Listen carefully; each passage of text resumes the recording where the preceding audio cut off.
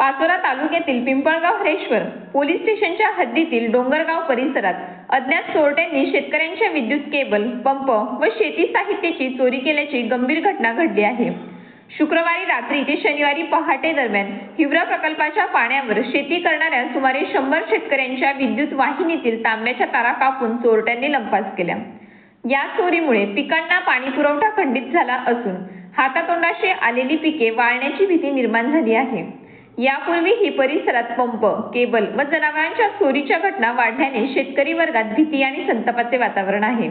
घटनेची माहिती मिळताच पिंपळगाव हरेश्वर पोलीस स्टेशनच्या पथकाने घटनास्थळी भेट देऊन पंचनामा केला असून अज्ञात चोरट्यांविरोधात गुन्हा दाखल करून तपास सुरू करण्यात आला आहे। ही चोरी रेकी करून सक्रिय टोळीने केल्याचा संशय व्यक्त केला जात आहे। दरम्यान आरोपींना तातडीने अटक करून नुकसानग्रस्त शेतकऱ्यांना मदत द्यावी अशी मागणी शेतकरी बांधवांनी प्रशासनाकडे केली आहे। नमस्कार, मी बालू सुखदेव वखरे, राहणार डोंगरगाव शिवारात माझी जमीन आहे। मी परमिशन घेतली, धरणातून पाईपलाईन केलेली आहे। आमचं गाव डोंगरगाव हे पुनर्वसन गाव आहे आणि आमचं उदरनिर्वाह फक्त धरणाच्या पाण्यावर आहे। लाईट दरवर्षी वेळेवर चालत नाही। आम्ही आमदारांकडे गेलो, आमदार आसू पुसून देता, मग चालू होईल, असं होईल तसं होईल। MSCB वाल्यांकडे गेलो, 8 घंटे लाईट आहे, 8 घंट्यांपैकी म्हणतात 4 तास सोडू, 4 तासापैकी 4 तासामध्ये ती 2च तास चालते। लाईटचं ठिकाणा नाहीये आणि चोऱ्या एवढ्या होत आहे। रात्री आमच्या धरणातून जवळपास 5 ते 6 लाखाच्या वायरी चोरून नेल्या चोरट्यांना। आमचं पिंपळगाव पोलीस स्टेशन अंतर्गत गाव आहे। आमच्या गावात बऱ्याच चोऱ्या होता। कधी आमच्या गावात पेट्रोलियमला गाडी पोलिसांची आली नाही। आमचं गाव कोणत्या पोलीस स्टेशनच्या अंतर्गत आहे हे सगळं आमच्या गावकऱ्यांना माहित नाहीये का।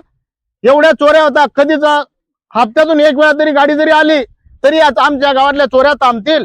शेतातल्या चोऱ्या होत्या, बकऱ्या चोरल्या जातात, म्हशी चोरल्या जातात, गुरे चोरल्या जातात, माझे पाईप मारले गेले शेतातले। कधीच पोलीस स्टेशन कडून बी असं समाधानकारक उत्तर येत नाही। तक्रार करायला गेल्यावर बघू, पाहू, करू, उडाउडीची उत्तर मिळतात। आज आम्हाला औषध प्यायची पाळी आली पूर्ण शेतकऱ्यांना। का खरे का खोटे बोला, हा काय करायला पाहिजे आम्ही? आज आमचे पिकं सुकताय का शेतामध्ये? रब्बी जेमतेम पावसाळ्याचे पिकं जेमतेम आले, 50 क्विंटल कपाशी व्हायची, तिथं 15 क्विंटल झाली। त्या कापसाला भाव नाहीये, मक्याला भाव नाहीये। आता जेमतेम जे याचं ते येत नाहीये, त्याला पाणी बरोबर आम्ही बेजार आहे। आम्ही काय करायला पाहिजे?